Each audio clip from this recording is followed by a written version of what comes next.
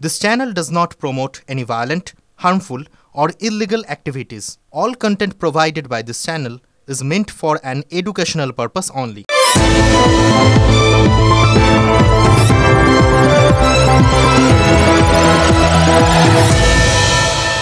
স্কুলে ভর্তির সময় এলে রাত থাকতে থাকতে এই ফর্ম তোলার লাইন পড়ে, অথচ সোশ্যাল মিডিয়ায় এই নিয়ে যে চালু মশকরাটা আছে সেটা শুনলে তো মনে হয় এগুলোর কোনো মানে হয়। দেখুন, যে কোনো বেসরকারি স্কুলে যান শুনতে পাবেন বই, খাতা, স্কুলের ব্যাগ, জলের বোতল, জামা, এমনকি জুতোটা পর্যন্ত নাকি স্কুল থেকে কিনতে হবে। কিন্তু যেটার জন্য স্কুলে যাওয়া, সেই পড়াশোনাটা, সেটার জন্য প্রাইভেট টিউশন আর বাড়ি আছে। মানে আপনি আপনার ছেলে মেয়েকে বড় স্কুলে ভর্তি করবেন সেটা আপনার সন্তুষ্টি, কিন্তু যার জন্য ভর্তি করলেন পড়াশুনো, ছেলে মেয়ের পড়াশুনোর দায়িত্বটা কাকে নিতে হবে? যার যার ছানা তাকে নিতে হবে, সোজা বাংলা। এই জন্য প্রাইভেট টিউশন দিতে হবে, নিজেদের টেনশন করতে হবে, ব্লাড প্রেশার বাড়াতে হবে, নিজে পড়াতে বসতে হবে, সেই ছোট্টবেলায় ভুলে যাওয়া জিনিসগুলো ঝালিয়ে নিতে হবে। মোদ্দা ব্যাপার হচ্ছে নিজ মাল নিজ দায়িত্বে। একটা ওই বেসরকারি বাসের মতো দেখবেন, বাসের ভেতরে সিটের ওপরে লাল রং দিয়ে লেখা থাকে না, মালের দায়িত্ব আরোহীর। এবার আপনি যদি কলকাতার বাসিন্দা হন তাহলে আপনাদেরও কিন্তু ওই লাইনটা, যেটা ছোটোবেলায় দেখতেন, বড়োবেলায় উঠেও দেখছেন, সেটা যে আসলে জীবনের আপ্তবাক্য, বেঁচে থাকার মূল সূত্র, সেটা বুঝে নিতে হবে। মানে নিজের জীবনের দায়িত্বটাও নিজে নিতে শিখুন।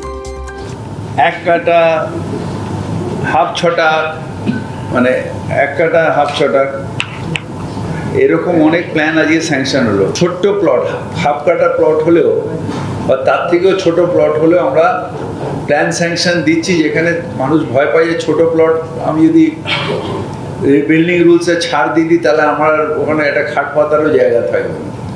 সেইটা প্লট অনুযায়ী রেশিও করে আমরা 3 কাঠার নিচে যেগুলো আছে সেগুলো আমরা রেশিও করে ছাড় কম, মানে যত কম জমি হবে তত ছাড় কম করে আমরা স্যাংশন করে দিচ্ছি। কিন্তু উইদাউট স্যাংশনে যদি আপনারা কেউ কনস্ট্রাকশন করেন, দায়িত্বটা আপনাদের।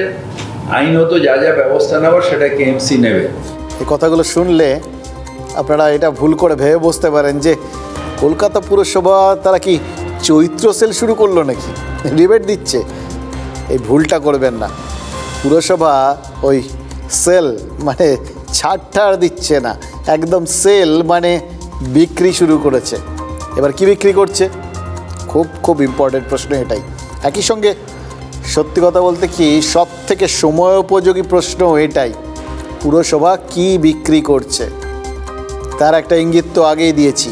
ওই হাফ কাঠা, 1 কাঠা বা 1.5 কাঠা জমির বিনিময়ে আমার আপনার জীবনের দাম নির্ধারণ করছে কলকাতা পুরসভা। জমি ইজ ইকুয়াল টু জীবন। কীভাবে জমি আর জীবন সমান সমান হচ্ছে, ফিরহাদ হাকিমের কথাগুলো একটু মনে করার চেষ্টা করুন। কি বললেন কলকাতার মেয়র? বললেন যে ওই আগে যা ছাড় দিতেন জমি টমি, তাতে বাড়ি বানানোর সময় সেগুলো দিতে হবে না। এমনভাবে বললেন যেন সবাই নিয়ম মেনে ছাড় সব ঠিকঠাকই দিত আর কি। অনেকেই তো অনুমতি না নিয়ে সামান্য জমিতে বাড়ি তৈরি করেন, এবং তার জন্য অনেক সময় তো তারা কোনো অনুমতিও নেন না, কারণ ওইটুকুন জমিতে বাড়ি তৈরি করতে গেলে তার প্ল্যান পাস হয় না, পুরসভা অনুমতি দেয় না, সুতরাং তার অনুমতির ধারই ধারেন না। এবার থেকে তার আর দরকার পড়বে না। হাফ কাঠা, 1 কাঠা, 1.5 কাঠা জমিতেও বাড়ি তৈরির অনুমতি দিয়ে দেবে পুরসভায়। আপনাকে শুধু সময় করে আপনার বিল্ডিং প্ল্যানটা পুরসভার কাছে নিয়ে ফেলতে হবে, পাস করে দেবে। অর্থাৎ একটা অনুমতি নিতে হবে। কিসের অনুমতি নিতে হবে? কাল পর্যন্ত যেটা অনুমোদিত ছিল সেটাই আজকে অনুমোদিত হয়ে যাবে। কাল পর্যন্ত যেটা বেআইনি ছিল আজ সেটাই আইনি হয়ে যাবে। এটা কেন করলো? এই জন্যই কি যে প্রচুর চেষ্টা করেও বুঝে গেছেন ওই বেআইনিগুলোকে আটকানো সম্ভব না, তার থেকে যদি সেগুলোকে আইনি করে দেওয়া হয় তাহলে অ্যাটলিস্ট ট্যাক্স তো পাওয়া যাবে, খাতায় কলমে কিছু তো আসবে, সেটাই বা কম কি। বললাম না, বিক্রি করতে বসেছে আপনার আমার জীবন, সেটাই তো হচ্ছে। মানে চোখের সামনে যেটা দেখছেন সেটা হচ্ছে আপাত দৃষ্টিতে ওই প্ল্যান এগুলোকে বিক্রি করছে আর কি, ছাড়পত্র বিক্রি করছে। পেছনে আপনি আমি। এবার কলকাতা পুরসভার বিল্ডিং বিভাগ এতদিন পর্যন্ত কি করতো, মানে ধরুন আপনার হাফ কাঠা থেকে 3 কাঠার ভেতরে জমি আছে, তাতে বাড়ি তৈরি করবেন বলে ঠিক করেছেন, আপনাকে চারপাশে বিভিন্ন ছাড় দিতে হতো। এবার 3 কাঠা অনেকটা জায়গা, কিন্তু যদি রুমালের মতো এক ফালি জায়গা হয়, পুরসভার আইন মানতে গেলে বাড়িটা তৈরি করবেন কোথায়? জমি তো আছে হাফ কাঠা বা খুব বেশি হলে 1.5 কাঠা, সেখান থেকে জায়গা ছাড়লে বাড়ি কোথায় হবে? খাট বিছানা পাতবেন কোথায় আর হাঁটবেন কোথায়? এবার এটা পুরসভার দায় নয়, নিয়ম তো নিয়মের পথেই চলে, এবং নিয়ম তৈরি হয় অনেক কিছু হিসেব নিকেশ করে, যাতে আপনি আমি ঠিকঠাক থাকি সেই জন্য। কিন্তু এখন তা বলে এই ছোট্ট জমি কারুর থাকলে তাকেও বাড়ি করার অনুমতি দিতেই হবে, নিশ্চয়ই হবে, কারণ এটাই সময়ের দাবি। কাউকে ছাড়া যাবে না, কোনো জায়গা ছাড়া যাবে না। নেতারা কাউকে ছাড়ছেন না, কোনো জায়গা ছাড়ছেন না, সুতরাং সাধারণ মানুষকে তারা জায়গা ছাড়তে বলবেন কি করে? সব জায়গা তারা ছেড়েই দিচ্ছেন। এই জন্য মোবাইলের সিম দেখুন ছোট হতে হতে ন্যানো হয়ে গেছে এইটুকু। আপনার বায়োডাটা, ছবি গুরুত্বপূর্ণ তথ্য এগুলো আগে কোথায় রাখতেন? হার্ড ডিস্কে। ছবি হলে সেগুলো প্রিন্ট ফিট করে রাখতেন, নিদেন পক্ষে সিডি বা ডিভিডিতে রাখতেন, তারপর পেন ড্রাইভ এলো, ছোটো হয়ে গেল। এখন তো পেন ড্রাইভও লাগে না, সব ক্লাউডে, অথবা এইটুকু একটা মাইক্রোচিপে বা এসএসডি কার্ডে, ওর মধ্যেই আপনার যাবতীয় তথ্য আপনি তুলে রাখতে পারবেন। কিন্তু জীবনটা তো আর মোবাইলের সিম কার্ড বা মাইক্রোচিপ নয়, তাই না? আপনার পরিবার ছোট হয়েছে, প্রয়োজনগুলো অন্তত পক্ষে একটা 5x7 খাট তো ঘরে পাততে হয়। ফিরোজ হাকিম বলছেন যে 1.5 কাঠার কম জমি হলে কোনো ছাড়াছাড়ির ব্যাপারই নেই, আপনার বাড়ি আপনি আরামসে তৈরি করে নিন, কোনো টেনশন নিতে হবে না। এবার বললেন আর আপনার টেনশন চলে গেল প্রাথমিকভাবে। আসলে টেনশন না নিয়ে যাবেন কোথায় মশাই? এই যে টেনশন নিতে হবে না বলছেন, এটাই তো আসল টেনশন। এক ফালি জমিতে যদি 1 তলা বাড়ি তৈরি হয় তাও ঠিক আছে, কিন্তু 1 ফালি জমিতে যদি 4 তলা বা 5 তলা বহুতল ওঠে, আপনি একবার সেই ছবিটা কল্পনা করে নিন তো। ওই আমরা আপনাদের সেই সময় দেখিয়েছিলাম মেটিয়া বুরুজের ওখানে সরু চিলতে এক টেরে লম্বা বাড়ি উঠে গেছে, দুটো বাড়ির মধ্যে চিড়ে চাপটা হয়ে ওই কোথাও গিয়ে বার্গারের ভেতরে যেরকম একটা লেয়ার থাকে সেই লেয়ারটার মতো। এটাই তো মজা। এরকম লম্বা সচরাচর দেখা যায়, যারা লম্বা হয় তলাটা ছোট হয় তাদের তো ব্যালেন্সে গন্ডগোল হয়, এক্ষেত্রেও হবে না তো? ভিতে যদি একটু সামান্য হিসেব নিকেশে গন্ডগোল হয়ে যায়, ভিত যদি চাপ নিতে না পারে তাহলে তো ভেঙে পড়বে। এমনিতেই আমাদের এখানে ওই অনুমোদিত বিভিন্ন বাড়ি সেগুলো হেলে পড়ছিল, এবার হয়তো অনুমোদিত বাড়ি হেলবে, কি আর আছে, অনুমোদিত ব্যাস তাহলেই হবে। অন্তত কেউ বলবে না বেআইনি বাড়ি, পুরসভা দেখেনি, দেখেছে, পাস করেছে মশাই। কিন্তু ওই ভাঙা বাড়ির বাসিন্দাদের জীবনের গ্যারান্টি কী হবে? দেখুন, বিল্ডিং পাস করার সঙ্গে সঙ্গে পুরসভা এবার থেকে কি বাসিন্দাদের জীবন বিমাও করিয়ে দেবে নাকি? উদ্বিগ্ন এই কারণে যে জনগণের সুবিধে সুযোগ সঠিকভাবে না দেখে কিছু স্বার্থান্বেষী মানুষকে একটা অবৈধ উপায়ে রোজগারের, একটা অসাধু উপায়ে রোজগারের এবং অস্বাস্থ্যকর পরিবেশ তৈরির একটা রাস্তা তৈরি করে দেওয়া হলো। 1 কাঠা জমির ওপর যদি 4 তলা বাড়ির স্যাংশন দেয়, তখনই আমার বক্তব্য যে তখন বাড়িটা ওই আপনি দেখবেন আগে আমরা ছোটোবেলায় জুতোর বাক্সের যেমন বাড়ি বানাতাম না, ওয়ার্কার ডুকেশনে, ঠিক সেরকম বাড়িটা হবে। এবং এই বাড়ি হেলে পড়বে, ওর অন্য লোকের অন্য বাড়ির গালে ঢলে পড়বে। বেআইনি আটকানোর জন্য কিংবা হেলে পড়ার জন্য কর্পোরেশনের যে নির্দিষ্ট রুল আছে সেই রুলেই করা সম্ভব। যদি কিছু চেঞ্জ করতে হয় তাহলে ক্যালকাটা কর্পোরেশনের মেয়র ইন কাউন্সিল না, যেটা করতে হবে মেয়র ইন কাউন্সিল সুপারিশ করবে গভর্নমেন্টকে রুল চেঞ্জ করতে হবে, যাতে ফায়ার ফাইটিং মানে ধরুন চারদিকে আমি ছাড় কেন দিই, আলো বাতাস ঢুকবে, ফায়ার ফাইটিংয়ের ইকুইপমেন্টস যাতে ঢুকতে পারে, ফায়ার ফাইটিং হলে যাতে মানুষের কোনো বিপদে না পড়ে। গায়ে গায়ে বাড়ি হলে আলো কোথায় আর বাতাস কোথায়, প্রশ্নই ওঠে না। বস্তি এলাকায় যদি প্লট করে জমি বিক্রি হয় তাহলে এক ফালি জমিতে গায়ে গায়ে বাড়ি উঠতে পারে, সেটা তো কদিন আগে ট্যাংরায় দেখা গেছে। কিন্তু বস্তির খাস জমিতে সেক্ষেত্রে বাড়ি উঠে গেছিলো। এবার একটা ফ্ল্যাট পাশের ফ্ল্যাটের গায়ে হেলে পড়েছিল। এক ফালি জমিতে যে বহুতল তত্তর করে উঠতে পারে তার প্রমাণ তো গার্ডেন রিচ। গার্ডেন রিচে দুটো বাড়ির মাঝখানটায় ফাঁকা জায়গা, 5 ফুট মতো ফাঁকা জায়গা ছিল, সেখানে ফ্ল্যাট তৈরি করে তাক লাগিয়ে দিয়েছিলেন যারা, তারা যে এক টুকরো জমিতে যে কোনো ইমারত গড়ে তাক লাগিয়ে দেবেন তাই তো কোনো সন্দেহ নেই। কিন্তু পিসার হেলানো মিনার বিস্ময় হতে পারে, ওটা লাখে একটা হয়। বাংলার হেলানো বাড়ি সে তো হাজারে হাজারে পাওয়া যাচ্ছে, আর সেটা বিস্ময় নয়, ওটা বিপদ। বাড়িগুলো হেলে যাচ্ছে কেন? খোঁজ নিলে তো একটাই উত্তর পাওয়া গেছে, নিয়মকে বুড়ো আঙুল দেখিয়ে বাড়ি তৈরি হয়েছে। হয় জলাজমি বোঝানো হয়েছে, নয় ছোট জায়গায় বহুতল তৈরি হয়েছে, ফলে বাড়ির ভারসাম্য হারিয়ে বাড়ি হেলে পড়েছে। ওই দেখবেন না, ওই আগে ছোট্ট মাঝে মধ্যে আমাদের ছোটোবেলায় দেখতাম এক্সিবিশন শুদ্ধ হতো, একটা চালের ওপর কেউ কিছু লিখেছেন, এরকম টাইপস আর কি। মানে যত ক্ষুদ্রাতি ক্ষুদ্র জায়গার ওপর একটা বৃহৎ কার্য করে ফেলার মতো ব্যাপার আর কি। এই ব্যাপারে এক্সপার্ট তো আমাদের চারপাশে রয়েছে, তাকিয়ে দেখুন। দেখুন, মেয়র ফিরহাদ হাকিম যখন পুরমন্ত্রীর চেয়ারে গিয়ে বসেন তখন তিনি যে কেন্দ্রের বিধায়ক, সেই বন্দর বিধানসভা কেন্দ্রের মধ্যে ওই কলকাতার 134 নম্বর ওয়ার্ডটা পড়ে। গার্ডেন রিচের ওই ওয়ার্ডে গত বছর এক নির্মীয়মান বহুতল ভেঙে পড়েছিল, 9 জন মারা গেছিলেন, জখম হয়েছিলেন 14 জন, মারাত্মক জখম। তখন ফিরহাদ হাকিম বলেছিলেন বেআইনি নির্মাণের বিষয়ে পুরসভা নাকি অন্ধকারে ছিল, যদিও পুরসভায় তারই ডেপুটি অতীন ঘোষ তিনি অন্য কথা বলেছিলেন। কলকাতার ডেপুটি মেয়রের যুক্তি ছিল তার এলাকায় বাড়ি ভেঙে পড়লে তিনি দায় এড়াতে পারতেন না। টেকনিক্যাল কারণে বাড়ি হেলে পড়ে, সেই ইঞ্জিনিয়ারিংরা সে ফলটাকে ঠিক করবে। অ্যাজ পার কেএমসি অ্যাক্ট কাউন্সিলরদের এতে কোনো দায়িত্ব নেই, কোনো ইয়েও নেই যে কাউন্সিলর করে দিয়েছে, এরকম নেই। এই দুর্বলতার দায়ে পুরো প্রশাসন এড়াতে পারে না, আমরা এড়াতে পারি না, এবং এটা তদন্ত করে দেখা হবে নিশ্চয়ই।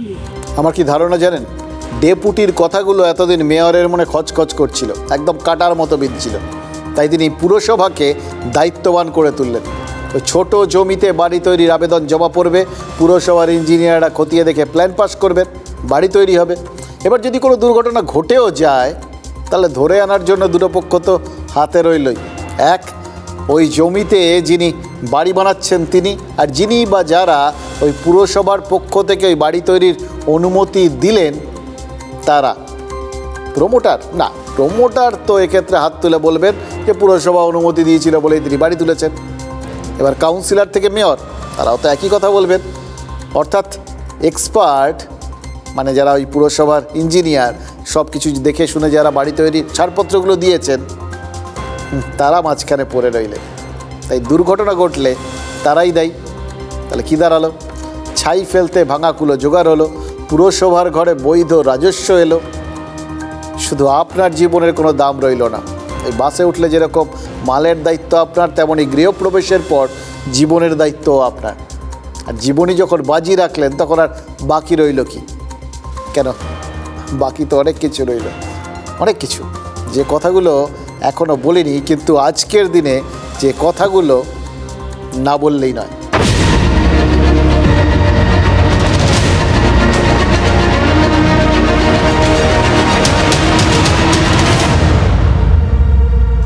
কলকাতায় ফ্ল্যাট কিনলে জীবনের ঝুঁকি যেরকম, ওই যিনি ফ্ল্যাট কিনেছেন তার জীবনের ঝুঁকি আর কি, তেমনি ওই যাদবপুর বিশ্ববিদ্যালয়ে রাজ্যের কোনো নেতা মন্ত্রী গেলে না, এবার থেকে কি তাদের জীবনের দায়িত্ব তাদেরই নিতে হবে মনে হচ্ছে। জানেন তো, যাদবপুরের একটা ট্র্যাডিশন হয়ে যাচ্ছে, এটাই যাদবপুরের একদম ট্রেডমার্ক ব্যাপার হয়ে যাচ্ছে আজ থেকে না। এই সাম্প্রতিক অতীতে যতবার তাকাচ্ছি ওই যাদবপুরের দিকে তাকালেই তো দেখছি সেম ঘটনার পুনরাবৃত্তি ঘটে চলেছে, সেই ট্র্যাডিশন সমানে চলিতেছে। যাদবপুরের ক্যাম্পাসে আজ তৃণমূলপন্থী অধ্যাপকদের সংগঠন ওয়েব কুপার সভা ছিল। আমন্ত্রিত ছিলেন শিক্ষামন্ত্রী ব্রাত্য বসু। এবার শিক্ষামন্ত্রীর সঙ্গে সভা, রাজ্যের বিভিন্ন কলেজ বিশ্ববিদ্যালয় থেকে অধ্যাপকরা তারা দলে দলে জড়ো হয়েছিলেন। এবার তাদের মধ্যে কতজন ক্লাস বন্ধ রেখে বা পরীক্ষা না নিয়ে, সেটাও শুনেছি, আসবেন বলে পরীক্ষা বদলে গেছে। যাই হোক, তারা সাংগঠনিক দায়িত্ব পালন করলেন, সেটা তো আলাদা বিতর্কের বিষয়। কোনটা বেশি ইম্পর্টেন্ট তাদের কাছে, ওই শিক্ষক হিসেবে দায়িত্বটা নাকি সাংগঠনিক দায়িত্বটা, সেটা তারা ভাবুন। আমাদের ভেবে কিছু লাভ নেই, কারণ যেখানে রাজনীতি ঢুকে পড়ে সেখানে নেতারা এই সমস্ত লাভ ক্ষতিটা হিসেব করেন। আপনার আমার জীবনের ক্ষেত্রেও তাই আর কি।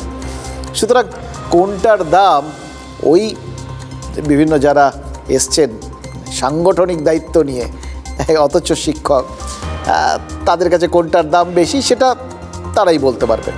আমরা কি বলবো? দেখুন, শিক্ষামন্ত্রী যাদবপুরে যাবেন এটা কর্তৃপক্ষ জানতেন। শিক্ষামন্ত্রী সফরের আগে বামপন্থী ছাত্র সংগঠনগুলোর পোস্টার টোস্টার ছেঁড়া হয়েছে, তাই নিয়ে উত্তেজনা তৈরি হয়েছে, সেটা নিশ্চয়ই কর্তৃপক্ষ দেখেছিলেন। রাজ্যের কলেজ বিশ্ববিদ্যালয়গুলোতে ভোট কেন হচ্ছে না, দীর্ঘদিন ধরে তো ভোট হচ্ছে না, এই দাবিতেই তো যাদবপুরের সমস্ত বামপন্থী ছাত্র সংগঠনগুলো বিক্ষোভ দেখাবে বলে ঠিক করেছিল। এটাও নিশ্চয়ই কর্তৃপক্ষেরও জানা ছিল না। কিন্তু সব কিছু জানা সত্ত্বেও যেটা ছিল না সেটা কি সতর্কতা? সতর্ক থাকলে কি ওই যাদবপুরের সভাস্থলে পেছনের দরজা দিয়ে ঢুকতে হতো ব্রাত্য বসুকে? সভা শেষে তাকে কি ঘণ্টা 3 আটকে থাকতে হতো? দেখুন, ব্রাত্য বসুকে ঘিরে ছাত্র সংগঠনগুলোর প্রতিনিধিরা স্লোগান দিচ্ছিলেন, হাত থাকতে মুখে কেন নীতি মেনে। কিছুক্ষণ পর শিক্ষামন্ত্রীর সামনে চেয়ার ছোঁড়াছুড়ি আর ধাক্কাধাক্কি হয়েছে। ওয়েব কুপার সদস্যদের সঙ্গে ছাত্রদের একাংশের সেই ধাক্কাধাক্কির মাঝেই দুটো ঘটনা ঘটেছে। এক, শিক্ষামন্ত্রীর কনভয়ে থাকা গাড়ির চাকা তার হাওয়া খুলে দেওয়া হয়েছে, গাড়ি ভাঙচুর হয়েছে, গাড়ির কাঁচ ভাঙচুর হয়েছে, গাড়িগুলোর গায়ে ঘষে ঘষে বিভিন্ন কিছু লিখে দেওয়া হয়েছে।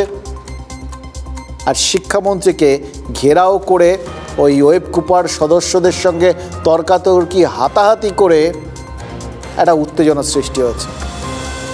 দেখছিলাম আর ভাবছিলাম, জানেন তো, এই ধরনের বিশ্ববিদ্যালয় যারা মেধার দিক থেকে সেরা ছাত্রছাত্রীদের ওখানে নিয়ে আসে, তাদের কাছ থেকে কি এক্সপেক্টেড? তারা রোল মডেল হবেন, রাস্তা দেখাবেন, যোগ্য ব্যাপারে যোগ্য ভূমিকা নেবেন।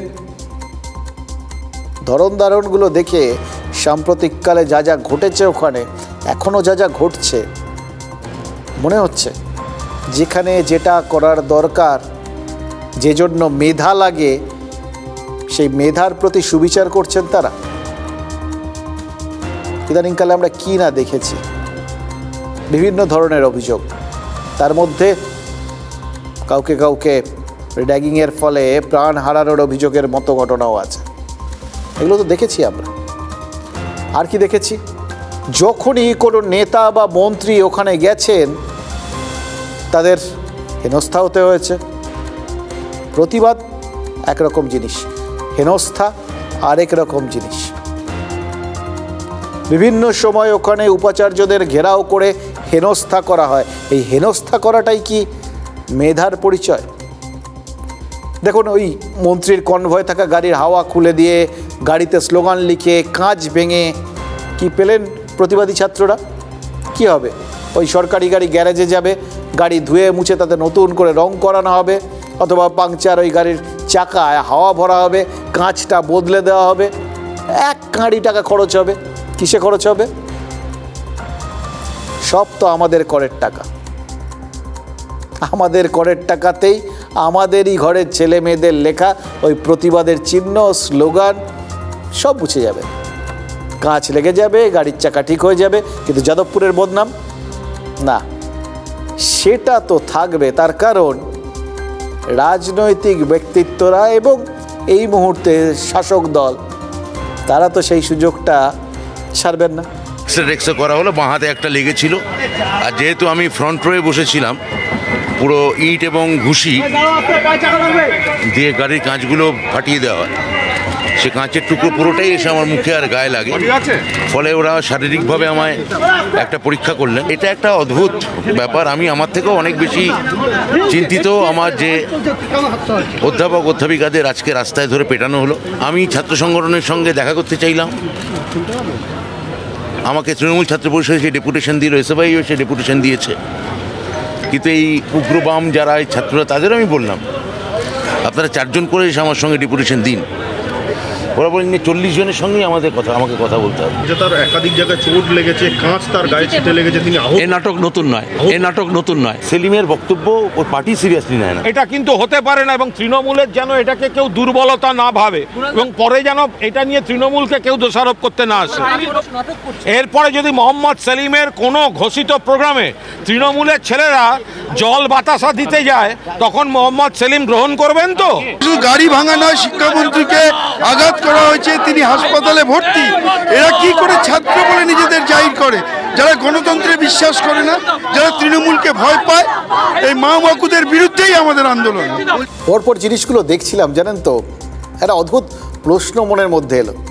এই নেতাজি ইন্ডোরের এই কর্মী সভার পর থেকে তৃণমূল কি শাসক থেকে বিরোধীর ভূমিকা নিয়ে নিল, নাকি 26টা মাথায় রেখে কিছুদিন আগের থেকেই তারা এই ভূমিকাটায় আস্তে আস্তে নিজেদের পাল্টে নিচ্ছিলেন? সেই ভূমিকা, যে ভূমিকায় তৃণমূলকে লোকজন সব থেকে ভালো চেনে, এবং যে ভূমিকায়, অর্থাৎ বিরোধী নেত্রীর ভূমিকায় তাদের দলনেত্রী মমতা বন্দ্যোপাধ্যায় সব থেকে বেশি সফল। এটা কি তাদের জন্য একদম ওই সেফেস্ট এবং টেস্টেড ফর্মুলা সাফল্যের জন্য? ওই মাঝে মধ্যে বিজ্ঞাপন দেখেন না, যে পরীক্ষায় পাশ করার জন্য একদম নিশ্চিত এই বইটা পড়তে হবে, অমুক বই, এও সেরকম আর কি। এই ফর্মুলায় আপনাকে গেলে আর কেউ আটকাতে পারবে না। খেয়াল করে দেখুন পরপর জিনিসগুলো, সেগুলো সেই আরজিকর আন্দোলনের সময়ই হোক, তখন তিলোত্তমার জন্য সুবিচার সবার আগে দাবি করাই হোক, বা পরবর্তী ক্ষেত্রে কেন তিলোত্তমা বিচার চটচট হচ্ছে না, বা কেন তিলোত্তমার ওই যাকে ধরা হয়েছিল, একজনই মাত্র ধরা পড়েছিল, তাকে কেন ফাঁসি দেওয়া হলো না, সেই নিয়ে সবাই রেড়ে করে ঝাঁপিয়ে পড়া হোক, প্রতিবাদে ফেটে পড়া হোক, বা আজকে বা তার আগেও কালকেও দেখলাম কুণাল ঘোষের সেই ওই যারা যারা চাকরি প্রার্থী তাদের নিয়ে একদম অভিযানে নেমে যাওয়া হোক, পুলিশের সামনে লড়ে যাওয়া হোক। আজকেও তো কুণাল ঘোষ শিক্ষামন্ত্রীর পাশে ছুটে গেলেন। হ্যাঁ, এবং পরপর বক্তব্যগুলো দেখুন। যাদবপুরে তৃণমূল মিছিল বের করে ফেলেছে, সেখানে অরূপ বিশ্বাস, সায়নী ঘোষ মানে মন্ত্রী, আরেক মন্ত্রী এবং সাংসদ, পুরো মানে চারপাশে পরপর যে জিনিসগুলো ঘটল সাম্প্রতিককালে দেখেছেন, এরকম ঘটনা কি ঘটেনি? কোথাও গিয়ে তৃণমূল কি বিরোধিতার সামনে একটুও পড়েনি? এইভাবে তার পাল্টা এর আগে চাপিয়ে দেওয়ার চেষ্টা দেখেছেন? আজকে ওই বক্তব্যগুলোর কথা বলছিলাম, বক্তব্যগুলো শুনুন। কুণাল ঘোষ, অরূপ বিশ্বাস বা ব্রাত্য বসু, এদের বক্তব্য আর মোহাম্মদ সেলিমের বক্তব্য শুনে মনে হবে না 34 বছর আগে আছি। কি অদ্ভুতভাবে পজিশনগুলো বদলে গেছে। এই বদলে ফেলাটা, অবস্থানটা বদলে ফেলাটা, শাসক থেকে বিরোধীর ভূমিকায় চলে যাওয়াটা, আর কোথাও গিয়ে বিরোধীদের শাসক বানিয়ে দেওয়াটা, সেই চরিত্রটা বার করে নিয়ে আসাটা, মানে শাসকই তো সবসময় টার্গেট হন, সুতরাং তাদের টার্গেট করে ফেলাটা, এটাই কি তৃণমূল শুরু করে দিল? এটাই কি তাদের এই এবারের 26-এর স্ট্র্যাটেজি? তাহলে কিন্তু বলতে হবে শুরুটা তারা বন্ধ করলো না। এবং আরেকটা জিনিস দেখুন, ওই ব্রাত্য বসুর বক্তব্যগুলো, তিনি একই সঙ্গে ডিভাইড অ্যান্ড রুলটাও কিন্তু খুব ভালো খেললেন। তিনি এসএফআই এর কথা বললেন, এসএফআই তাকে এসে কোথাও গিয়ে ডেপুটেশন দিয়েছে, তিনি সেটা নিয়েছেন, কিন্তু এক্ষেত্রে অতি বামদের তিনি টার্গেট করলেন। এসএফআই মানে বামেদের মধ্যেও ভাগ, মানে এই কনস্ট্যান্ট না কনফিউশনটা থাকলে তখন কিন্তু বোঝাতে সুবিধা হয় লোকজনকে, কারণ লোকের মধ্যে কোনো একটা ধারণা গেড়ে বসতে পারে না। দেখবেন ওই আরজিকর আন্দোলনের সময় বলা হয়েছিল বাম এবং অতি বাম একসঙ্গে, এবার বাম এবং অতিবামকে আলাদা করে দেওয়া হলো, আবার আলাদা করে যখন যাকে আক্রমণ করার তাকেও আলাদা করা হবে। একসঙ্গে থাকলে মুশকিল, ছড়িয়ে ছিটিয়ে গেলে অ্যাটাক করতে তাদের ভেঙে দিতে সুবিধা হয়। সেই ব্রিটিশ রুল, তাই না? Divide and rule. দেখুন, অতি বামপন্থীদের ঘেরাওয়ে আটকে থাকতে থাকতে শিক্ষামন্ত্রী অসুস্থ হয়ে পড়েছেন, এটা তৃণমূল বলছে। শিক্ষামন্ত্রী নিজে বলছেন তার ঘাড়ে পায়ে আঘাত লেগেছে, হাতে আঘাত লেগেছে, মুখে কাঁচ টাচে সে ছিটকে লেগেছে। ঠিক তাকে যে ওখানে আটকে থাকতে হয়েছিল, হেনস্থা হতে হয়েছে, এগুলো নিঃসন্দেহে এগুলো প্রতিবাদের যোগ্য। কখনই এটা এক্সপেক্টেড নয় যে কেউ এই গণতন্ত্রে কেউ কারোর হাতে শারীরিকভাবে হেনস্থা হবে, সমর্থনযোগ্য নয়। কিন্তু পাল্টা বক্তব্য তো আছে, যে ছাত্রছাত্রীরা শিক্ষামন্ত্রীর সামনে বিক্ষোভ দেখাচ্ছিলেন তাদের আবার দাবি ব্রাত্য বসুর গাড়ির থেকে বা গাড়ির সামনে প্রতিবাদ জানাতে যখন তারা গেছিলেন তখন একজনের ওপর দিয়ে গাড়ি চলে গেছে, ইচ্ছে করে এটা কি মন্ত্রীর গাড়ি প্রতিবাদী ছাত্রের পায়ের ওপর দিয়ে চালিয়ে দেওয়া হয়েছে। ছাত্রটা পড়ে যায়, মাথায় আঘাত লাগে, মাথা ফেটে যায়, আর তারপরেই নাকি তাদের পাল্টা অভিযোগ যে ওইটাকে হালকা করার জন্য, ওই দোষ খণ্ডনের জন্যই নাকি অসুস্থতার কথা তুলে ধরছেন শিক্ষামন্ত্রী। এবার তিলকে তাল এক পক্ষ করছেন নাকি সব পক্ষ, সেই প্রশ্নটা তো অবান্তর। কিন্তু যে দুটো বক্তব্য তৈরি হয়েছে দুটোই বাস্তব।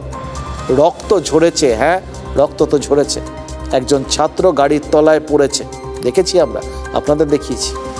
এবং শিক্ষামন্ত্রী ওখানে গিয়ে অত্যন্ত স্থিতধী হয়ে, অত্যন্ত পরিণত মনস্কতার পরিচয় দিয়ে উত্তেজনা তৈরির চেষ্টা না করে অন্তত ওখানে পুরো জিনিসটা সামলাতে চেয়েছিলেন, সেটাও তো দেখেছি। এবং তাকে যে হেনস্থা হতে হয়েছে সেটাও দেখেছি। যাদবপুরে গোটা বিষয়টা বারবার যা কিছু হোক একদম এরকম এক্সট্রিম জায়গায় চলে যায় কেন বলুন তো? এই প্রশ্নটা কিছুতেই উত্তর পাই না। মানে মেধাবীরা নর্মাল জিনিসপত্র করতে পারেন না, এরকম ব্যাপার নাকি? দেখুন, যে পরিস্থিতিটা আজকে ওই যাদবপুরে তৈরি হলো, আর যে প্রশ্নটা শুরুতে করেছিলাম সেটাই তো মিলিয়ে দেখুন, ওটাই তো সব থেকে বেশি গুরুত্বপূর্ণ প্রশ্ন। পরিস্থিতিটা এড়ানো গেল না কেন? শিক্ষামন্ত্রী যতক্ষণ ক্যাম্পাসে ছিলেন তার ঢোকা থেকে বেরোনো পর্যন্ত উপাচার্য নিজের মতো করে পরিস্থিতি মোকাবিলার চেষ্টা করেছেন। ব্রাত্য বসু যখন ঘেরাও হয়ে আছেন বা তার গাড়ি ক্যাম্পাস থেকে বেরোচ্ছে, উপাচার্য তখনও সেখানে ছিলেন। কিন্তু সেটা তো যথেষ্ট নয়, এবং সেটা যে যথেষ্ট হবে না সেটা আগেই বোঝা উচিত ছিল, এবং সেটা যে যথেষ্ট হয়নি সেটা দুপক্ষের অভিযোগেই বোঝা যাচ্ছে। ব্রাত্য বসু নিজে দাবি করেছেন যে তার আঘাত লেগেছে, তাকে এসএসকেএমে যেতে হয়েছে, চিকিৎসা করতে হয়েছে, এক্সরে হয়েছে, ডাক্তাররা ওষুধপত্র দিয়েছেন, আর তারপর তাকে এসএসকেএম থেকে ছেড়ে দেওয়া হয়েছে। এসব সবাই দেখেছেন। আবার শিক্ষামন্ত্রী গাড়ির সামনে একজন ছাত্র পড়ে যাচ্ছেন, গাড়ি ওপর দিয়ে চলে যাচ্ছে, সেই মুহূর্তের ছবিও তো ক্যামেরা বন্দী হচ্ছে, সেটাও সবাই দেখেছেন। আহত ছাত্র হাসপাতালে ভর্তি, তার চোখে মাথার আঘাত গুরুতর, এটাও ডাক্তাররা দেখছেন। এগুলো সব দেখেছেন আপনারা, বা এখন ডাক্তাররা দেখছেন। যেটা দেখা যায়নি সেটা হলো এই পরিস্থিতি মোকাবিলার জন্য যথাযথ ব্যবস্থা। শিক্ষামন্ত্রী একজন ছাত্রের উপর দিয়ে গাড়িটা বানিয়ে মারার চেষ্টা করেছে।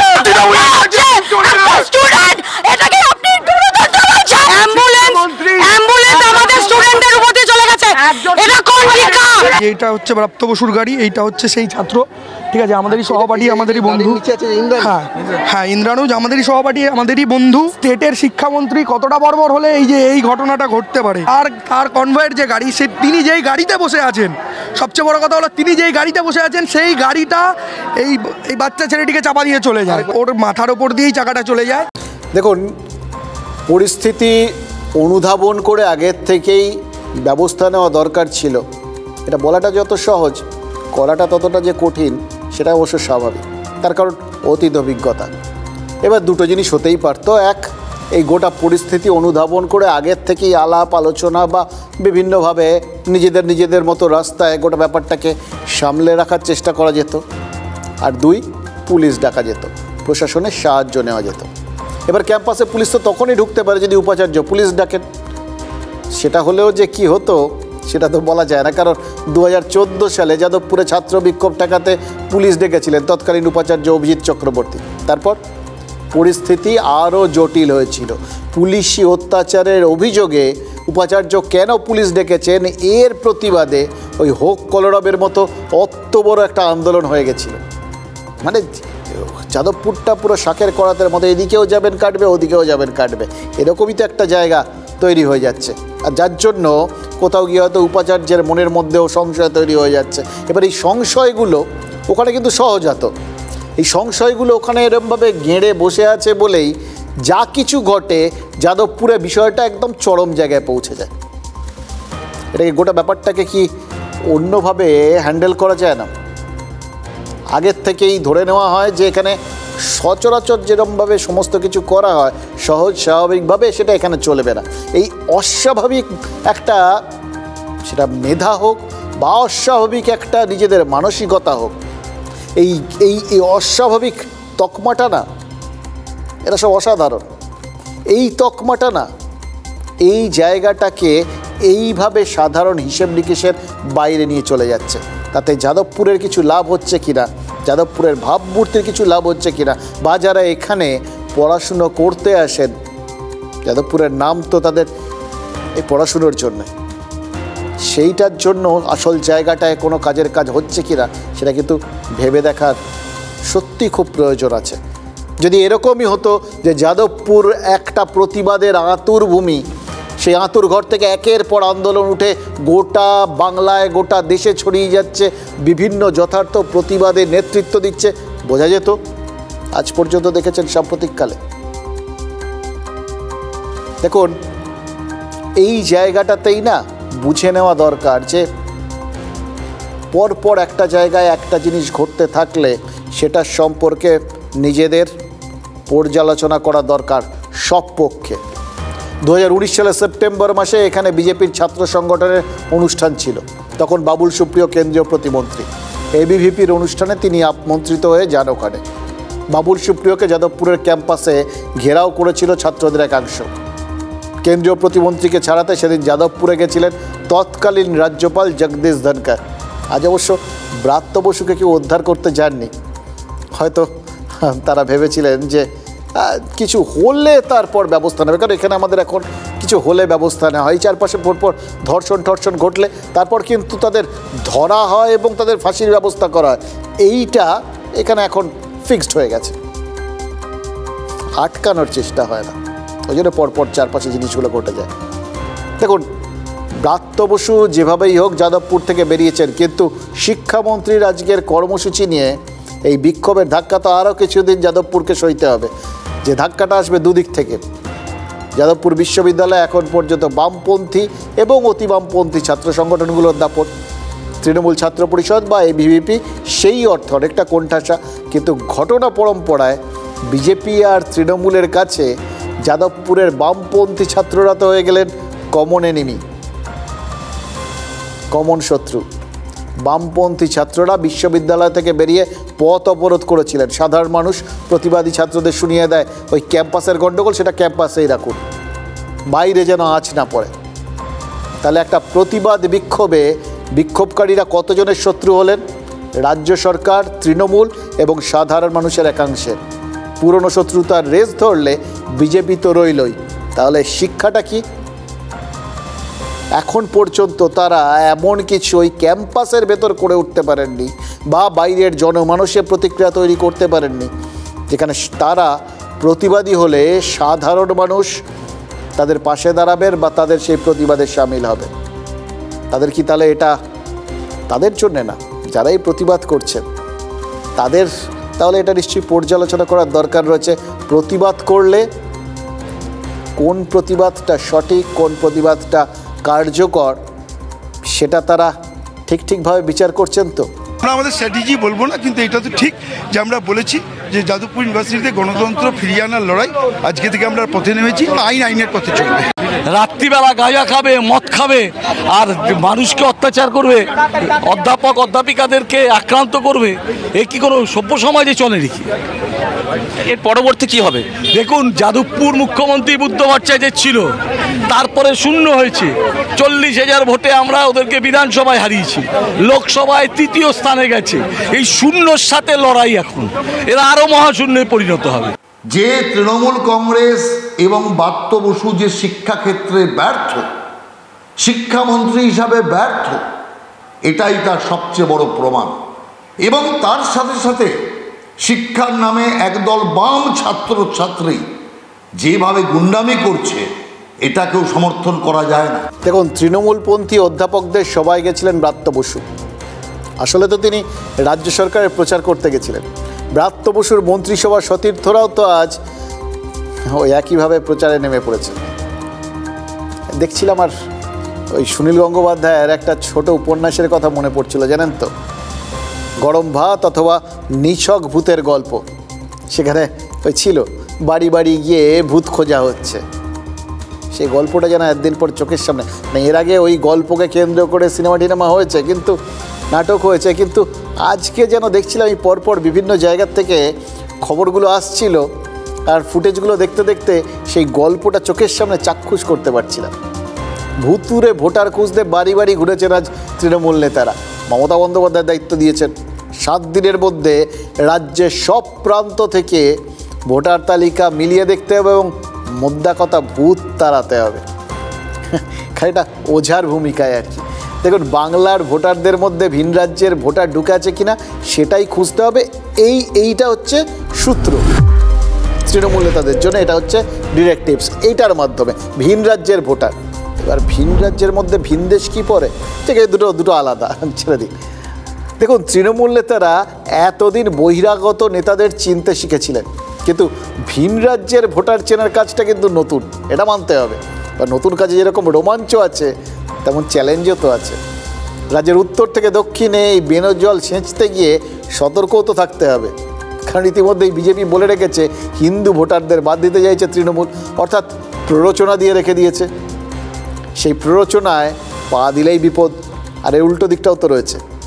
নেতাজি ইন্ডোরের সভায় মমতা বন্দ্যোপাধ্যায় ভোটার তালিকায় গণ্ডগোল বলে যাদের নাম করেছিলেন, ভিন রাজ্যের সেই সমস্ত ভোটাররাই তো হিন্দু, সংখ্যাগুরুর দলে। এবার অবাঙালি হিন্দু ভোটারের নাম করে করে তৃণমূল নেত্রী বলেছেন এদের নাম কারসাজি করে ভোটার লিস্টে ঢোকানো হয়েছে। অর্থাৎ অবাঙালি ভোটারদের বেনিফিট অফ ডাউট কোনোভাবেই দিতে পারবেন না তৃণমূল নেতারা। এর থেকে কিন্তু অনেক সহজ বাড়ি বাড়ি ঘুরে প্রচার, সেটা করতে তারা অভ্যস্ত। কিন্তু ওঝার মতো ভূত তাড়ানোর অভিজ্ঞতা তো তাদের নেই, এবং তাও আবার সব ভূত না, ভিন রাজ্যের ভূত। কাজে ভোটার লিস্টের ভূতের ভবিষ্যৎ যাই হোক না কেন, তৃণমূল নেতাদের ভবিষ্যৎ নিয়ে চিন্তা আছে, চিন্তা করতে হচ্ছে। কারণ মমতা বন্দ্যোপাধ্যায় স্বয়ং বলেছেন 10 দিনের মধ্যে তার রিপোর্ট চাই, কাজে গাফিলতি করলে ফল ভুগতে হবে। আর তার আগে তিনি বলে দিয়েছেন ফর্মুলাটা, যারা ভালো কাজ করছেন, পারফর্ম করছেন, তাদের প্রমোশন হবে। এবার সেই ফল রদবদলের খাড়া হবে কি না তার তো কোনো গ্যারান্টি নেই। তৃণমূলের বহু প্রতীক্ষিত এবং প্রত্যাশিত রদবদলটা সেটা কিন্তু এখনও পেন্ডিং। খুঁড়োর কলে সামনে যেরকম ঝুলতো না গাজরটা, অনেকটা সেই রকম ঝুলিয়ে রাখা হয়েছে আর কি।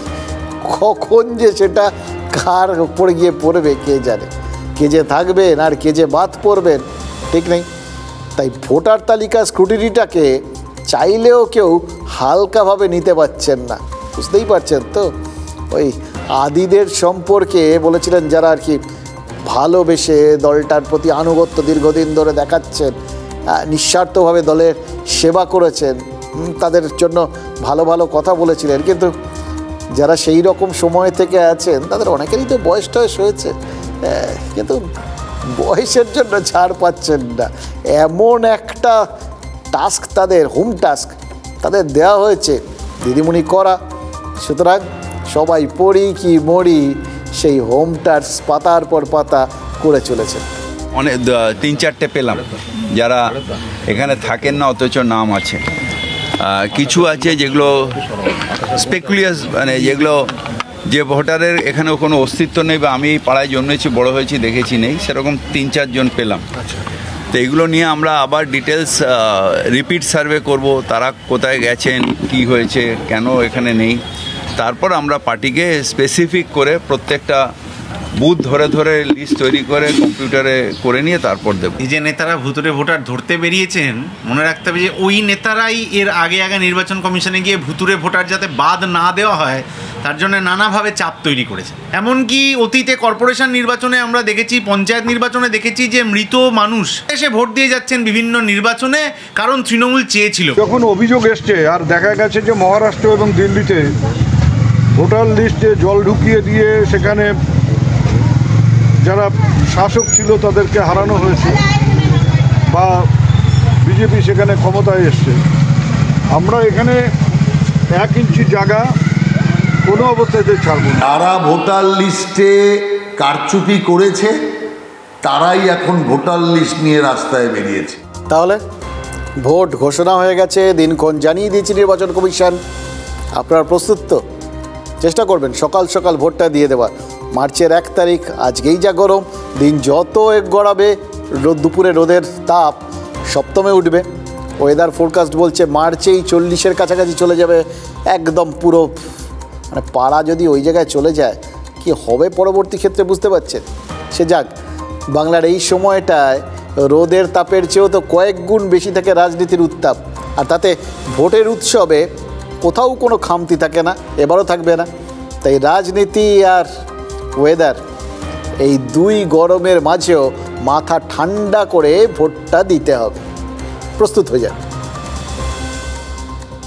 ভাবছেন তো গরম অলরেডি পড়েছে বলে মাথার সব কিছু তালগোল পাকিয়ে গেছে কিনা? এসব কি বলছি ভাবছেন তো? ওই 2025-এর মার্চে বসে 2026-এর মার্চের কথা বলছি। ঠিকই ভাবছেন। 2026-এই বাংলার বিধানসভা ভোট, এখনও 1 বছর মিনিমাম বাকি। কিন্তু চারদিকে এখন থেকে যেভাবে প্রচার টোচার শুরু হয়েছে, টাইম মেশিনে 1 বছর জাস্ট এগিয়ে গেছিলাম আর কি। উপায় কি? এটাই তো সময়। 2025-এর মার্চে বসে 2026-এর একটা ফিল পাচ্ছেন, বুঝতে পারছেন? বাড়িতে বসে দেখুন সব বড় দল নেমে পড়েছে। কেন? কারণ বাংলার বাঙালি অলওয়েজ এগিয়ে বাংলা, জানেন আপনারা। কিন্তু 26-এর বিধানসভায় বিশ্বাস করুন, আমরা নর্মালি যে রেটে এগোই না তার থেকে একটু বেশি দ্রুত এগিয়ে চলেছি।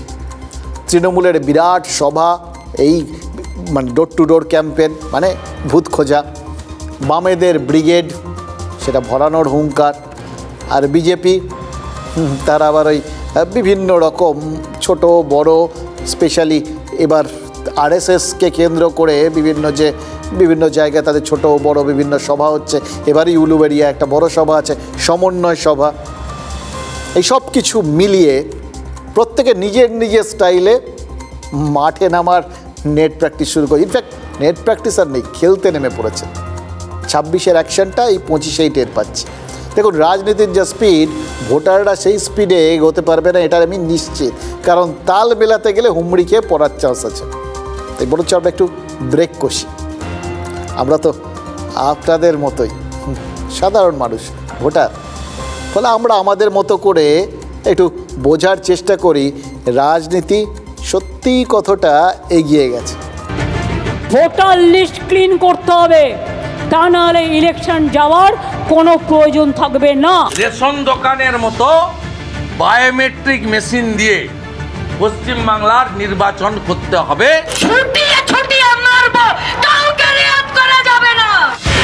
নির্বাচন কমিশনের অভিযোগ, ভুয়ো voter, man to man marking, হুঁশিয়ারি, হুঙ্কার। 2025-এই মনে হচ্ছে 2026-এর তাপ টের পাওয়া যাচ্ছে।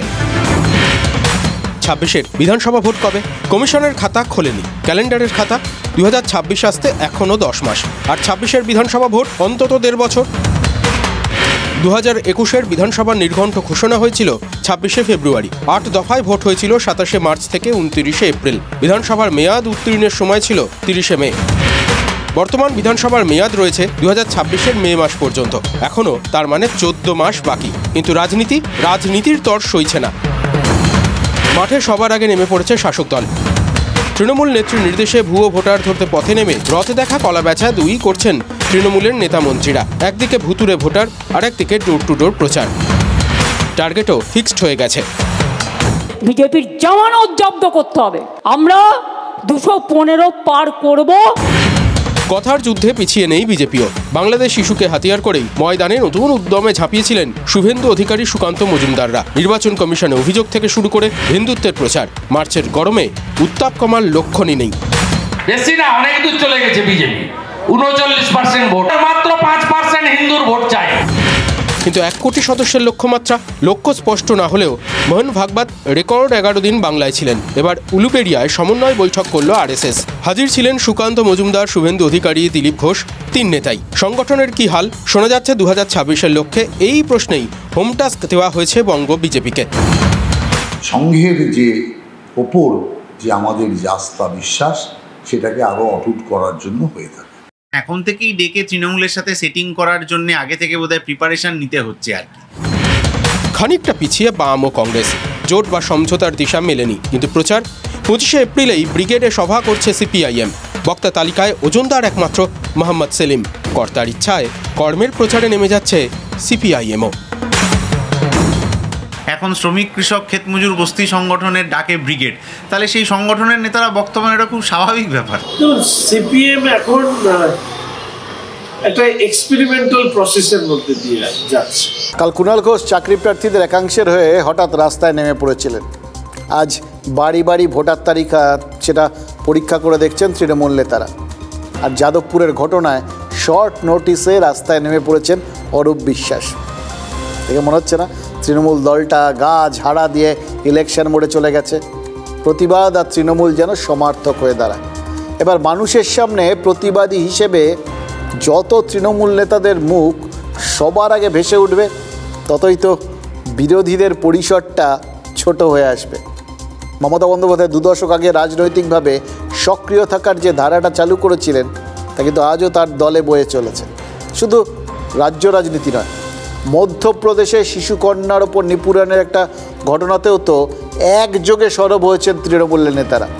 সোশ্যাল মিডিয়ায় এই ধরনের প্রতিবাদের বন্যা বইয়ে দেওয়াটা একটা অভিনব কৌশল। গোয়ালিয়রে একটি 5 বছরের নাবালিকা শিশুকে নির্যাতন করা হয়েছে, ধর্ষণ করা হয়েছে। ভারতবর্ষের প্রধানমন্ত্রী নরেন্দ্র মোদী আর কবে খুশি হবে? এই মধ্যপ্রদেশ হচ্ছে ডাবল ইঞ্জিন সরকার বিজেপি। ন্যাশনাল ক্রাইম রেকর্ডগুলোর তথ্য অনুযায়ী ভারতবর্ষের মধ্যে উত্তরপ্রদেশ বলুন, রাজস্থান বলুন, মধ্যপ্রদেশ বলুন, সমস্ত জায়গাতে এই মেয়েদের উপর অত্যাচারে বিজেপি শাসিত রাজ্যগুলো এগিয়ে। শিশুটির আর্তনাদ কি আপনার কান অবধি পৌঁছেছে? নারী নির্যাতন, শিশু নির্যাতন, যৌন নির্যাতন শীর্ষে রয়েছে প্রায়। এই ইতিমধ্যেই মধ্যপ্রদেশের সরকার প্রশাসন মোটামুটিভাবে মধ্যপ্রদেশকে একটা ধর্ষকদের স্বর্গরাজ্যে পরিণত করেছে। এনসিআরবি রিপোর্ট অনুযায়ী আমরা জানতে পারি ভারতবর্ষের বিজেপি শাসিত রাজ্যগুলোতে সবথেকে বেশি শিশু এবং মহিলাদের উপর অত্যাচার হয়। গোয়ালিয়রের শিবপুরীতে এক 5 বছরের শিশুকে নির্মমভাবে ধর্ষণ করেছে 17 বছরের প্রতিবেশী। বাচ্চাটার অবস্থা সংকটজনক, নিন্দনীয়। নিন্দা করছেন, একদম ঠিক করছেন। যে কোনো জায়গায় যেখানে এই ধরনের ঘটনা হবে তার প্রতিবাদ হওয়া উচিত। সে প্রতিবাদে আমরাও সামিল। কিন্তু তৃণমূল নেতারা জোর দিয়েছেন বিজেপি শাসিত রাজ্যে অপরাধ হয়েছে এই বিষয়টার উপর। বিজেপি শাসন মহিলার কন্যা সন্তানদের জন্য নিরাপদ নয়, এই বার্তাই কি রাজ্যবাসীর কাছে প্রচার করা হচ্ছে? সেজন্যই কি এই শিশুটার ওপর কি নির্মম অত্যাচার হয়েছে সেটাও ভিডিও বার্তায় বলছেন তৃণমূলের জনপ্রতিনিধিরা। মানে আমাদের রাজ্যে নারী নিরাপত্তা নিয়ে যদি হঠাৎ প্রশ্ন তুলে বসে বিজেপি, তাহলে নির্মমতম একটা উদাহরণ রাজ্যবাসীর সামনে আগের থেকেই রেখে দেওয়া, যাতে বলা যায় ওখানেও তো হয়, এখানেও হয়। এই কম্পারেটিভ স্টাডিটাই তো আজকের রাজনীতির একমাত্র উপজীব্য। কেউ বলেন না আমাদের এখানে ওটা হতে দেবো না, সবাই বলেন ওখানেও তো হয়। কি অদ্ভুত! আমাদের রাজ্যেও কি নারীরা খুব নিরাপদ? মধ্যম গ্রামে এক কিশোরীকে গণধর্ষণ করে ভিডিও তুলে ব্ল্যাকমেল করছিল 2 যুবক। এলাকাবাসী একজনকে ধরেছেন আর একজন পালিয়েছেন। মেয়েটির পাগল পাগল দশা। রাজারহাটে 40 বছরের আবুল হোসেন মিদ্দাকে ধরেছে পুলিশ। কেন? সে 12 বছরের এক কন্যা সন্তানকে 3 মাস ধরে ধর্ষণ করছিল। বাচ্চাটা অসুস্থ হয়ে পড়লে তার পরিবার জানতে পেরেছে। পুলিশে অভিযোগ জানানো হয়েছে, তারপর যা যা হওয়ার ঘটছে না, এগুলো অস্বীকার করা যায়। এগুলো ওই কম্পারেটিভ স্টাডি দিয়ে চাপা দেওয়া যায় বলুন তো? এই ধরনের অন্যায়গুলো মধ্যপ্রদেশে হোক, রাজস্থানে হোক, দিল্লিতে হোক, বা কলকাতায় হোক, বা বাংলায় হোক, একই রকমের ঘৃণ্য অপরাধ। আমাদের রাজ্যে যে এতগুলো ঘটনা ঘটেছে সাম্প্রতিককালে, এই সমস্ত কিছু কি ন্যাশনাল ক্রাইম রেকর্ডস ব্যুরোতে ওঠে? বামেরা কিন্তু 10 বছর ধরে অভিযোগ করে চলছে ক্রাইম রেকর্ডস ব্যুরোর খাতা পরিষ্কার রাখতে সব ক্রাইম নাকি পুলিশের খাতায় ওঠে না। আর তাই জন্যই আমরা এখানটায় নিরাপদতম জায়গা বলে গর্ব অনুভব করি। বিধানসভায় অপছন্দের মন্তব্য যেরকম কার্য বিবরণী থেকে বাদ যায়, তেমনি আমাদের রাজ্যে অপছন্দের অপরাধ নাকি রেকর্ডসে থাকে না। আচ্ছা, ওইগুলো ছেড়ে দিন, চোপড়ার কেসটা, সেটা ক্রাইম রেকর্ডসের খাতায় উঠবে। কালিকাপুরে পুলিশের হাত থেকে অস্ত্র পাচারের অভিযুক্তকে ছিনিয়ে নিয়ে গেছে গ্রামবাসীরা, মানে তার দল বলার কি, ওই মুজিবুর রহমান আবার স্থানীয় তৃণমূল নেতা। অনেকদিন ধরেই পুলিশ তককে তককে ছিল, আজ মুজিবুর রহমানের হদিশ পেতেই তাকে গিয়ে গ্রেফতার করে, প্রিজন ভ্যানেও তুলে ফেলা হয়েছিল, সেখান থেকে ছিনিয়ে নিয়ে যাওয়া হয়। পুলিশ এজন্য 11 জনকে গ্রেফতারও করেছে। আর মুজিবুর সে পাশের ওই গ্রামে গিয়ে আশ্রয় নিতে চেয়েছিল, সেখানকার গ্রামবাসীরা যেহেতু তাকে রাখতে রাজি হয়নি, তখন সেই গ্রামবাসীদের লক্ষ্য করে তার সঙ্গীরা গুলি চালিয়ে দিয়েছে। ভাবুন তো, মানে কোথাও গিয়ে তারা অন্যায় করবে, তারপর অন্যায় করলে পুলিশ ধরলে ছিনিয়ে নেবে, পুলিশ আক্রান্ত হবে, তারপর আবার তাদের সেই অন্যায়ের সহযোগী হওয়ার কেউ যদি মত না দেয়, রাজি না হয়, তখন তাদের আক্রমণ করবে। কত বড় এদের দুঃসাহস! গত 15ই জানুয়ারি এই জেলারই গোয়ালপুকুরে পুলিশ হেফাজত থেকে যখন আসামি পালিয়েছিল, তাও আবার এক পুলিশ কর্মীকে গুলি করে, তখন ওই পাঞ্জিপাড়ার ঘটনা, সেটা মনে আছে আপনাদের? তখন সেই রাজ্য পুলিশের ডিজি রাজীব কুমার কি বলেছিলেন আমাদের কাউকে যদি একটা গুলি করে তো আমরা 4টে গুলি করব। তারপর তাই হয়েছে, বাংলাদেশ সীমান্তের কাছে এনকাউন্টারে সাজ্জা কালামের মৃত্যু হয়। এই মুজিবুর রহমান পুলিশের ওপর গুলি চালানি, কিন্তু গ্রামবাসীদের লক্ষ্য করে তো গুলি চালিয়েছে। এবং সব থেকে বড় কথা, সে পুলিশের হেফাজত থেকে পালিয়েছে, মানে আইনকে বুড়ো আঙুল দেখিয়েছে। সাজ্জাকের বিরুদ্ধে যতটা কঠোর মানসিকতার পরিচয় পুলিশ দেখিয়েছিল, মুজিবুরের বিরুদ্ধে দেখাবে কি? প্রশ্নটা কেন করছি? অতীত ধরলে আপনাদের মনে হবে একই রকম তো হবে তো। সাজ্জাকের তো কোনো রাজনৈতিক পরিচয় ছিল না, কিন্তু মুজিবুর সে তো প্রাক্তন পঞ্চায়েত সদস্য তৃণমূলের। পুলিশের খাতায় সে অস্ত্র ব্যবসায়ী, অথচ সে পার্টির খাতায় পঞ্চায়েত সদস্য প্রাক্তন। একসময় তো বর্তমান ছিল পঞ্চায়েতে। তার মানে কীরকম প্রার্থী বাছাই হয় বুঝতে পারছেন? এই ধরনের লোকেরা যদি প্রার্থী হয়, যারা অস্ত্র পাচার করে, অস্ত্র ব্যবসায়ী, তাহলে পঞ্চায়েতে অস্ত্রের ঝনঝনানি শোনা যাবে না? এটা হয় নাকি? পঞ্চায়েতে তাহলে রক্ত ঝরবে না তো কি পুষ্পবৃষ্টি হবে? এখন প্রশ্ন হচ্ছে, পুলিশের খাতা নাকি পার্টির খাতা, কোন এন্ট্রিটা আলটিমেটলি ন্যাশনাল ক্রাইম রেকর্ডস ব্যুরোতে উঠবে? ওখানকার কয়েকজন ফোন করে বলছিল যে আমরা পুলিশের কাছে ওয়ারেন্ট চেয়েছিলাম, বা ও কোনো ক্রিমিনালও ছিল না, ও গেলবারের গ্রাম পঞ্চায়েতের মেম্বার ছিল, তো ওয়ারেন্ট নাই, পুলিশ এসে ঘর দুয়ার ভাঙাভাঙি করছে, এই করছে, আসামিকে ধরবে, এই নিয়ে পুলিশের সঙ্গে বর্ষা হয়েছে। এদেরকে আমি বকাবকি করলাম যে পুলিশ যখন নির্দোষ ছিল, পুলিশ নিয়ে যাচ্ছিল, থানা থেকে নিয়ে আসা হতো, পুলিশের সঙ্গে হাতাহাতি করার কি দরকার ছিল? কোনো কেস নাই, কোনো কিছু নাই।